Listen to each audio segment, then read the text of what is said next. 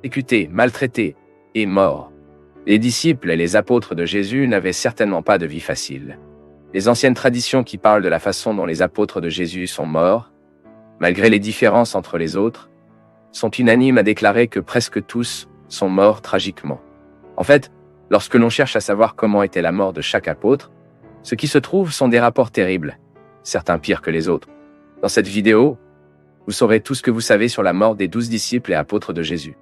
Et j'inclurai également dans cette liste l'apôtre Matthias, qui a succédé à Judas Iscario dans le groupe de 12 apôtres. Et Paul, dernier des apôtres de la Bible.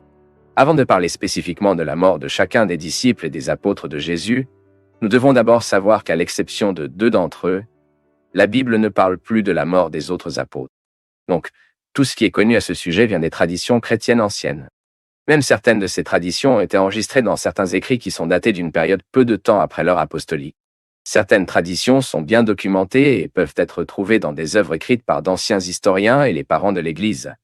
Mais d'autres ne sont pas très fiables et ne semblent que des légendes des premiers siècles du christianisme. Quoi qu'il en soit, il est important de comprendre que les traditions les plus fiables et les plus obscures ne peuvent jamais être placées sur un pied d'égalité avec le contexte biblique. Oui, évidemment, les traditions chrétiennes anciennes sont intéressantes. Ils sont souvent très utiles pour nous aider à comprendre les événements et le contexte historique des premières années de l'Église primitive. Mais ces traditions ne sont pas la Bible. De plus, parler de la mort des apôtres de Jésus n'est pas une tâche la plus simple. Car dans ces traditions anciennes, il existe différentes versions sur leur mort, et leurs rapports sont souvent confus, et mélanger des faits et des personnages historiques. Mais ici, je chercherai à maintenir la plus grande distinction possible à cet égard, et je le ferai toujours en fonction de ce qui est le plus largement accepté dans la théologie historique. Commençons notre liste avec James, fils de Zébédée. En effet, il était le seul apôtre à avoir fait enregistrer sa mort dans le Nouveau Testament. En plus, bien sûr, Judas Iscario, le disciple du tracteur. Par conséquent, de tous les dossiers possibles sur la mort des apôtres, c'est ce à quoi nous pouvons faire pleinement confiance. James, fils de Zébédée, qui était également le frère de l'apôtre Jean, a été le premier des apôtres à être martyrisé. Cela s'est produit lors de la persécution juive contre les premiers chrétiens. Cette persécution a été promue par le roi Hérode à l'Agrippe I, petit-fils d'Hérode le Grand et neveu d'Hérode Antipas. Ensuite, le premier souverain à persécuter les chrétiens dans l'Église primitive a été le petit-fils du roi qui a tenté de tuer le nouveau-né à Jésus, quand il a commandé la mort des garçons à Bethléem et neveu du souverain, qui a décapité le prophète Jean-Baptiste et a également participé à la condamnation du Seigneur Jésus. Dans le chapitre 12 des Actes des Apôtres, nous avons lu que Hérode Agrippa a tendu ses mains pour maltraiter les chrétiens. Et c'est dans ce contexte qu'il a tué l'apôtre James à l'épée et a même arrêté l'apôtre Peter. La violence d'Hérode contre les chrétiens a plu des dirigeants juifs de l'époque. L'apôtre Pierre n'a pas été tué seulement à cette époque, parce que le Seigneur l'a miraculeusement libéré de prison par un ange. La mort de James est survenue vers 44 après J.C., et les informations qu'il est décédé à l'épée signifient probablement qu'il a été décapité. Selon certaines traditions, l'apôtre André, le frère de Peter, aurait été tué en Grèce, dans la province romaine d'Achaïa, plus spécifiquement à Patras, après avoir évangélisé l'épouse des procons locaux. Sa mort était par crucifixion sur une croix en forme de croix, car il n'envisageait pas d'être crucifié de la même formée que Jésus a été crucifié. Mais avant d'être tué, André aurait quand même subi une longue séance de torture, étant brutalement fouetté. Et à cause de cette tradition, cette croix en X est devenue connue sous le nom de Cruz de Santo André. Les rapports sur la façon dont la mort de l'apôtre Philippe étaient très confus. D'autant plus que ces rapports semblent confondre l'apôtre Philippe avec l'évangéliste Philippe, qui était diacre de l'église de Jérusalem. Donc, et il y a aussi une tradition qui dit qu'il est mort de cause naturelle. Mais la tradition la plus connue de la mort de Philippe dit qu'il a consacré son ministère à la prédication de l'Évangile en Asie mineure et a finalement été tué dans la région de la Grenouille par la crucifixion et la lapidation. L'apôtre Bartholomew, également appelé Nathanaël, est l'un des apôtres les plus mystérieux de Jésus, car il n'y a pratiquement aucune source fiable sur sa vie après la période du ministère terrestre de Jésus. Mais certaines traditions disent qu'après avoir consacré sa vie à prêcher l'Évangile dans diverses régions, il était écorché vivant. Déjà, d'autres traditions disent que, outre l'exfoliation, Bartholomew a également été crucifié, et il y en a encore d'autres qui disent qu'il a été fouetté à mort ou décapité. Il existe de nombreuses spéculations sur la fin de la vie de l'apôtre Thomée basées sur les légendes et les traditions anciennes. Certaines de ces traditions disent que Thomas était un missionnaire dans les régions de la Syrie et de l'Inde, et que sa mort se serait produite dans le sud de l'Inde, aurait été traversée par des lances et exercée par des partisans des religions locales. Certaines traditions chrétiennes disent que Simon, le Zélo, a été martyrisé alors qu'il était déjà très avancé à l'époque de l'empereur Trajan. Mais, comme avec d'autres apôtres, il existe différentes versions sur leur mort. Certaines versions disent qu'il était crucifié, d'autres disent qu'il a été brûlé vif, et que d'autres disent qu'il a été coupé en deux avec un cérote. Selon certaines traditions, Judas au Thaddée était un grand missionnaire qui a évangélisé plusieurs régions de l'Empire romain jusqu'à ce qu'elle soit martyrisée. Bien sûr, il existe également différentes versions sur sa mort, qui disent qu'il aurait été tué avec des lances, avec des coups de club, avait fait couper la tête avec des coups de hache. Un fait intéressant est que, dans certains anciens rapports, Judas au Thaddée et Simon Zélote apparaissent liés en disant que les deux apôtres auraient été battus à mort avec des coups de hache par une foule dirigée par des prêtres païens en Mésopotamie. Matthieu était l'apôtre qui, avant de suivre Jésus, a travaillé comme percepteur d'impôts. Il existe de nombreuses versions du martyre possible de Matthieu. Et il y a même une tradition qui prétend qu'il est mort de cause naturelle. Cependant, la version la plus connue de la mort de l'apôtre Matthieu, c'est qu'il aurait été tué en Éthiopie, probablement blessé à l'épée. Il y a beaucoup de confusion quant à la mort de l'apôtre James, fils d'Alphée, également appelé James, le plus petit taille. Même certaines traditions traditionnelles confondent ce James avec James qui a écrit l'une des épîtres du Nouveau Testament. Mais compte tenu des traditions qui distinguent James, fils d'Alphée, de tout autre caractère biblique du même nom, il y a d'anciens rapports selon lesquels il aurait prêché l'Évangile dans une partie de l'Égypte et a été tué dans cette région par la crucifixion. Au cours de son ministère terrestre, le Seigneur Jésus a prophétisé la mort de l'apôtre Pierre en disant. Jésus a dit cela pour indiquer le genre de mort avec lequel Pierre glorifierait Dieu. Et puis je vous ai dit, suivez-moi. De tous les rapports de tradition chrétienne sur la mort des apôtres, les plus connus sont ceux qui parlent de la mort de l'apôtre Pierre. Les écrits des parents de l'Église déclarent que Peter a été tué à Rome en environ 68 après J.C. Sous la persécution promue par l'empereur Néron, même l'apôtre Pedro aurait été tué dans un endroit connu sous le nom de Nero Circus. Selon la tradition, puis il a demandé aux Romains de le crucifier à l'envers, Jean était le dernier des apôtres du Seigneur Jésus à mourir. Selon la tradition, il aurait été très persécuté et torturé. Même il y a un ancien récit qu'il aurait été lancé dans un chaudron d'huile bouillonnant, mais miraculeusement ne mourut pas.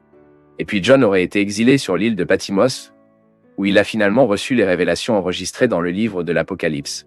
Puis, après la mort de l'empereur Domitien, John aurait été libéré de l'île de Patmos et est allé à Éphèse, où il serait mort de cause naturelle avec un âge très avancé. Judas Iscario a été le premier du groupe des 12 disciples à mourir. Mais contrairement aux autres, il n'était pas martyrisé à cause du nom de Jésus. Au contraire, c'est lui qui a trahi le Seigneur.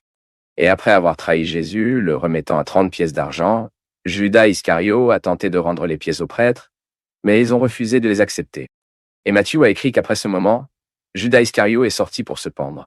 Luc, dans le livre des Actes des Apôtres, enregistre à quel point la mort du disciple du traître était désastreuse et terrible, disant qu'il était éclaté au milieu, de sorte que ses tripes se sont renversées. Ensuite, semble-t-il, le corps de Judas Iscario a été suspendu sur le ciel, jusqu'à ce qu'il soit en deux. Et maintenant, nous arrivons à l'apôtre qui a remplacé Judas Iscario, c'est-à-dire l'apôtre Matthias. Certaines traditions affirment qu'il était missionnaire en Éthiopie, puis s'est rendu dans la région du Caucase, où il aurait été crucifié. D'autres traditions disent qu'il a été tué en Judée, quand il a été décapité par les Juifs, et d'autres disent qu'il est mort de cause naturelle avec l'âge très avancé dans la ville de Jérusalem. Et enfin, nous pouvons parler de la mort de Paul.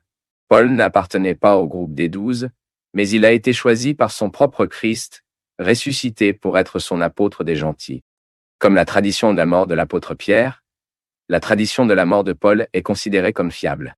Selon les archives, Paul est décédé décapité à Rome au temps de l'empereur Néron, c'est-à-dire environ 67 après J.C., au cours de la même persécution qui a conduit l'apôtre Peter au martyre. La deuxième lettre de Paul à Timothée dépeint ses derniers instants avant d'être martyrisé. Et face à tous ces rapports, Il est possible de dire que beaucoup plus important et significatif que de savoir comment les apôtres de Jésus sont morts, de comprendre qu'ils ont consacré leur jour à la cause de l'Évangile. Vraiment, ils étaient des disciples du Christ. Souvent, pendant votre ministère terrestre, le Seigneur Jésus a parlé du prix du discipulat, et ces hommes étaient prêts à payer ce prix. Ils ont échangé leur bien-être et ont abandonné leur propre vie non pas pour que leur nom soit connu dans l'histoire, mais que le nom de Jésus-Christ soit exalté dans toutes les tribus, langues et nations.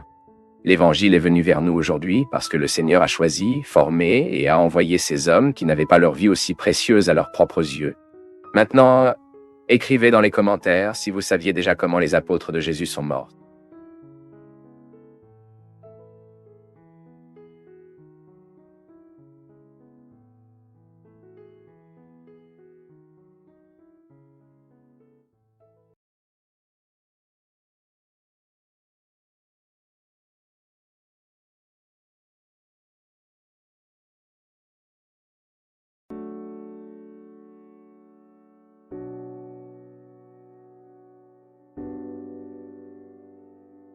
Micaya était un prophète de Dieu en Israël à l'époque du règne du roi Ahab.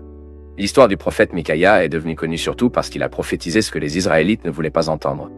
Micaya a prophétisé la mort d'Ahab et la défaite conséquente des Israélites devant les Syriens. Et dans cette vidéo, vous comprendrez tout ce que la Bible dit sur qui était Micaya. Le prophète Micaya était le fils d'Anla. Le nom Micaya signifie qui est comme Jéhovah. Il est même intéressant de savoir que ce même nom désigne également au moins 6 autres personnes de la Bible. Parfois, ce nom apparaît dans la variante abrégée. Micaya est mentionné dans le récit biblique dans le contexte de la coalition du royaume du Nord et du royaume du Sud contre la Syrie. Il convient de rappeler qu'après la mort du roi Salomon, la nation d'Israël a été divisée en 2 royaumes distincts, Israël au nord et Juda au sud. À l'époque de Micah, le royaume d'Israël était gouverné par Ahab, tandis que le royaume de Juda était gouverné par le roi Jéhoshaphat. Même Micaya était connu en Israël pour être un prophète qui n'a parlé que contre le roi Ahab. Mais le roi Achab a été contraint de recourir à Micaya avant sa campagne contre les Syriens. En fait, à ce moment-là, Ahab et Jéhoshaphat étaient proches. En effet, la fille d'Ahab avait épousé le fils de Jéhoshaphat, et le royaume de Juda a décidé d'aider le royaume du Nord dans sa bataille contre la Syrie, car cela apporterait également des avantages au royaume du Sud. Mais avant que le roi, Jéhoshaphat ne voulait entendre quelle était la volonté du Seigneur sur ce sujet. Et c'est à ce moment-là que King Ahab avait 400 prophètes les appelant à donner une opinion sur cette situation. À l'unanimité, ces prophètes ont prophétisé la bénédiction du Seigneur sur Ahab et la victoire d'Israël dans la bataille contre les Syriens. Comme nous avons lu dans le 2e livre des Chroniques, chapitre 18, verset 5, où le texte biblique dit « Alors le roi d'Israël a rassemblé 400 prophètes et leur a demandé « Devrions-nous aller à la guerre contre la mort, le plomb ou non ?» Et ils ont répondu « Oui, car Dieu le rendra entre les mains du roi. » Ce que le roi Ahab voulait entendre. Le type de personne qui était Micaya. La Bible n'enregistre aucun autre détail sur qui était Micaya ni comment son ministère est allé. Mais par la réaction d'Ahab, c'est bien sûr le prophète Micaya était un homme juste. Ahab était un roi puissant, mais perverse. Et le fait que Micaya n'a pas prophétisé ce qui lui a plu montre que le principal engagement de Micaya était envers le Seigneur et non envers le roi. Mais par l'insistance de Jéhoshaphat, le roi Ahab, bien que réticent, a dû appeler le prophète Micaya. Ahab Messenger qui appelait Micaya dès qu'il a tenté d'intimider. Il a averti Micaya que les prophètes d'Ahab avaient prophétisé de bonnes choses et qu'il devrait faire de même. Mais la réponse du prophète Micaya a été simple et simple. Aussi bien que le Seigneur vit, quoi que mon Dieu me dise, je vais parler. À son arrivée à Ahab, Micaya lui a été interrogé si les Israélites devaient ou non se rendre à la lutte contre les Syriens. Puis au début, Micaya a répondu avec ironie, affirmant que les troupes d'Ahab triompheraient les Syriens. Mais comme Micaya n'avait jamais prophétisé quelque chose à Ahab, le roi d'Israël a insisté sur le fait que Micaya cachait la vérité. Ensuite, le prophète Micaya a finalement prophétisé la catastrophe sur Ahab et l'a informé que Dieu lui avait montré tout Israël dispersé par les montagnes. Mais l'insensible a essentiellement dit à Jéhoshaphat que cette prophétie n'était que le reflet de la haine personnelle de Micaya pour lui. Mais Micaya a averti tout le monde que ces paroles venaient du Seigneur, qui lui ont même montré que la catastrophe attendue était sous la souveraineté divine. En ce sens, Dieu lui-même a permis à un esprit de menuise de parler par la bouche des prophètes d'Ahab, le tromper, le conduisant à ruiner. À ce stade, le texte biblique enregistre. Micaya a continué. Écoutez la parole du Seigneur. J'ai vu le Seigneur assis sur son trône, avec toute l'armée des cieux à sa droite et à sa gauche. Et le Seigneur a dit, « Qui trompera le roi d'Israël pour ceux qui attaquent Ramoth-Gilead et y mourra ?» Et un a suggéré une chose, un autre en a suggéré un autre, jusqu'à ce qu'un esprit se mette finalement avant le Seigneur et dit, « Je le tromperai. » Comment? A demandé le Seigneur. Il a répondu, « Je serai un esprit menteur dans la bouche de tous les prophètes du roi. » Le Seigneur a dit, « Vous pourrez vous tromper. Allez le tromper. » Et le Seigneur a mis un esprit menteur dans la bouche de ses prophètes. Le Seigneur a décrété son malheur. Ensuite, Zédéchia, un chef de ses prophètes, Ahab, n'a pas accepté les paroles de Mikaïa et l'a même agressé. Ensuite, le roi Ahab a ordonné à l'arrestation du prophète Mikaïa d'être immédiatement arrêté et de rester sans pain ni eau jusqu'à ce qu'il revienne victorieux de la bataille. Et après cet ordre d'Ahab pour arrêter Mikaïa, la Bible ne dit rien de plus sur lui. Tout ce que l'on sait, c'est que le prophète Mikaïa a publiquement répondu au défi d'Ahab en disant que si vous revenez en toute sécurité, le Seigneur ne m'a pas parlé. Et il a ajouté, « Écoutez ce que je dis, vous tous. Mais si d'une part, la Bible n'informe pas ce qui est arrivé à Mikaïa, d'autre part, laisse beaucoup bien sûr, en fait, Mikaïa était un prophète du Seigneur et que tout ce que Dieu a dit à travers lui à propos d'Ahab a été accompli. Le roi Achab est sorti pour la bataille déguisée. Mais même ainsi, à la fin de la journée, il a fini par être tué, comme nous l'avons lu dans le 2e livre des Chroniques. Chapitre 18. La bataille a été violente tout au long de la journée. Et donc le roi d'Israël a dû affronter les Araméens debout dans sa voiture jusqu'à l'après-midi. Et au coucher du soleil, il est mort. Et si vous avez aimé connaître l'histoire du prophète Mikaïa dans la Bible, les informations sont dans la description de la vidéo et le premier commentaire fixé.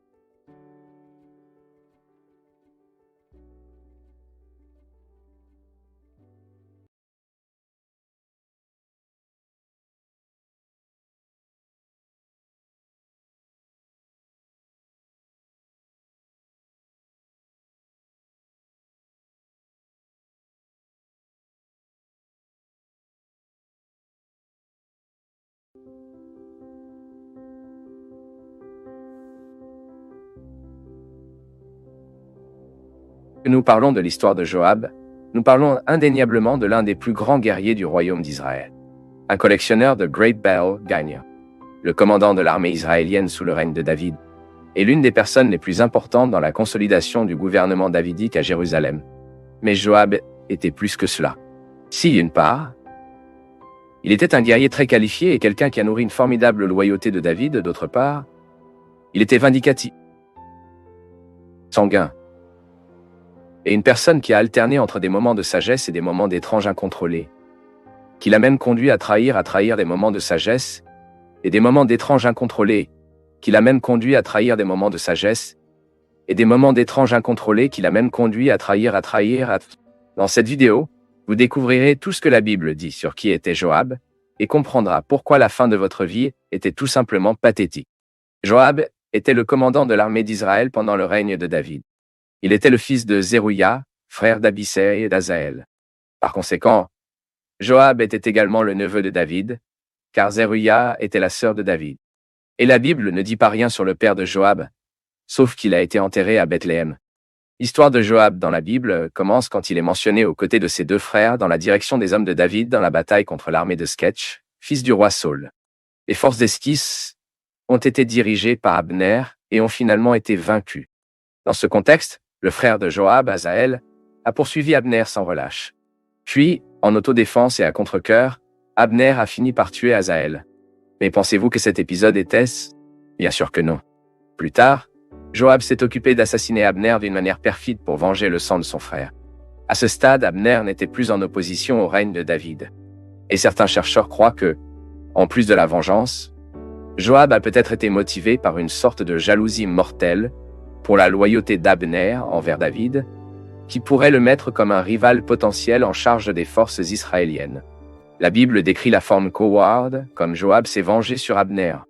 Lorsque Joab est revenu d'un raid avec des soldats de David, il a appris que David avait très bien accueilli le soutien d'Abner, qui avait rejeté le règne de David de dessiner et reconnu la direction de David sur un royaume unifié des tribus d'Israël.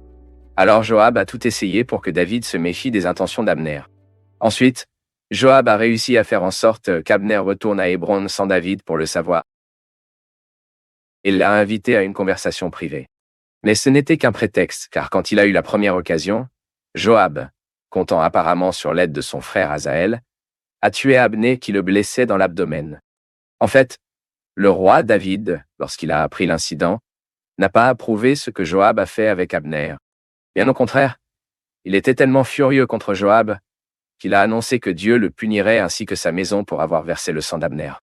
En ce sens, David a dit la responsabilité de sa mort sur la tête de Joab et toute sa famille. Ne manquez jamais parmi leurs descendants qui subissent du flux ou de la lèpre, qui utilisent des béquilles, qui meurent l'épée ou qui a faim.